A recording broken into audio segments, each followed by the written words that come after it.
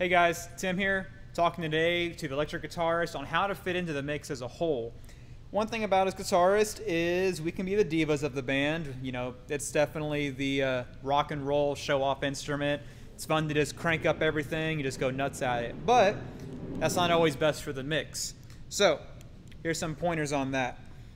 First thing that I've noticed is, especially in praise and worship music, it's all about ambience. It's all about a nice, washy tone that kind of fills up everything. It's nice and pretty. Sounds incredible when we're sitting at home just coming up with some different slow picking parts. That doesn't always mean it's going to be best in the mix. Truth is that the sound guy has to have everything fit completely perfectly to where it stands out in the way that it needs to.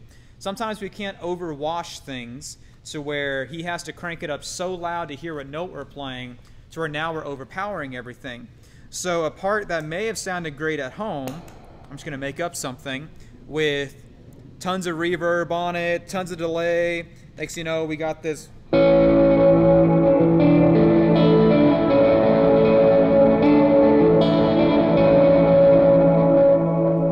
yes, I'm overdoing it for a reason. That right there may not sound good in a mix, especially if we go into a big chord part.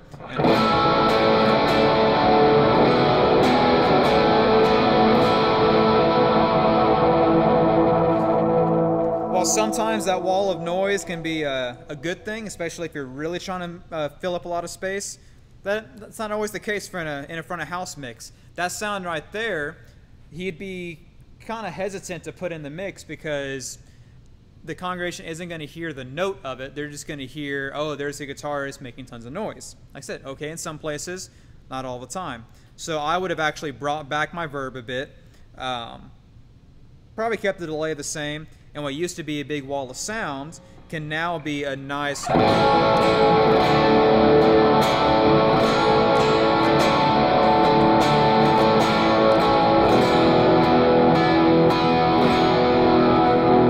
Still has that ambience there, to where even without touching a single setting, I can go right back into it.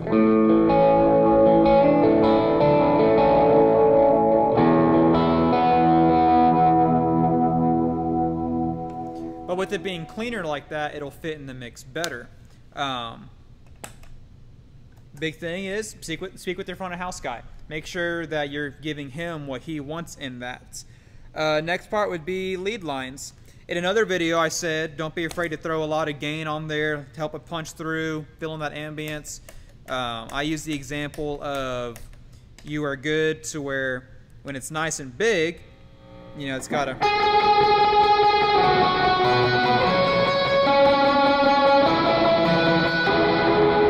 So for certain situations that might sound good. Say we have a full band going and he needs something clearer. Don't be afraid to bring back on your verb a bit.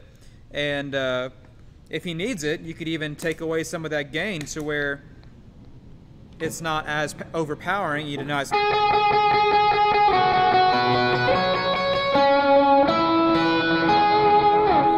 I just have a little bit of verb, a little bit of delay.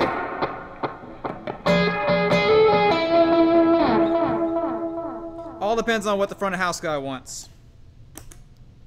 So there's that.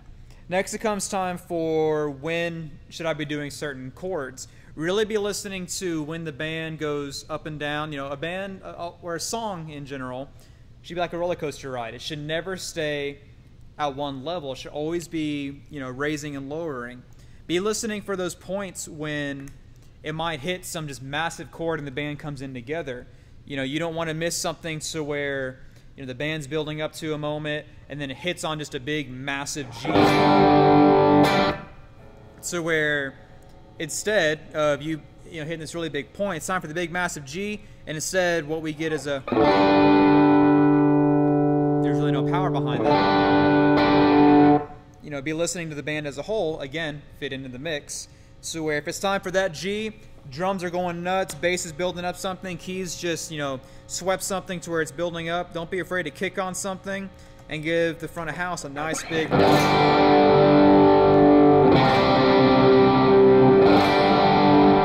really add into that. And by doing that, the rest of the band will follow. You want to make sure that the whole band is following each other on it.